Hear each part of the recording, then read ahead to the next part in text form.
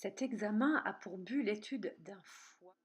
On commence toujours l'examen par la partie TEMT. On positionne le patient sous les gamma caméras.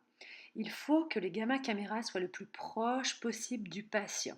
Ça peut être un peu impressionnant parce qu'elles sont vraiment très près. Ça nous permet d'avoir une meilleure acquisition des images. Puis la gamma caméra va tourner. Elle va s'arrêter à différentes positions. Ces positions ont été déterminées par la TRO. Le temps d'arrêt à chaque position est aussi déterminé à l'avance. En général, 15 à 30 secondes. Mais ici, pour ce film, 2 secondes.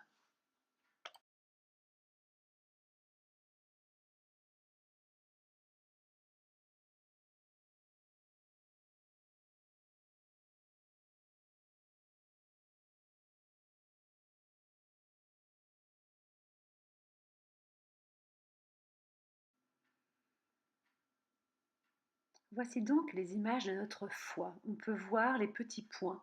C'est pas évident, mais on voit caméra 1 et caméra 2. Puis la table bouge pour se mettre en position pour faire le scanner. Le patient ne doit absolument pas bouger. La table est vraiment le point commun entre les deux appareils, les gamma caméras et le scanner.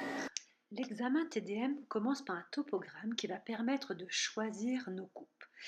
On va aussi déterminer nos limites inférieures et supérieures d'acquisition. Puis on voit l'image comme sur un scanner tout à fait classique, puisque c'est un scanner tout à fait conventionnel, on voit notre foie qui apparaît.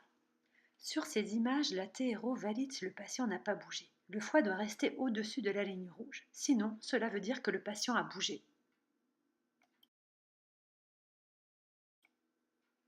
La fusion des images se fait automatiquement, mais la TRO doit quand même valider si le CT et la médecine nucléaire se superposent bien.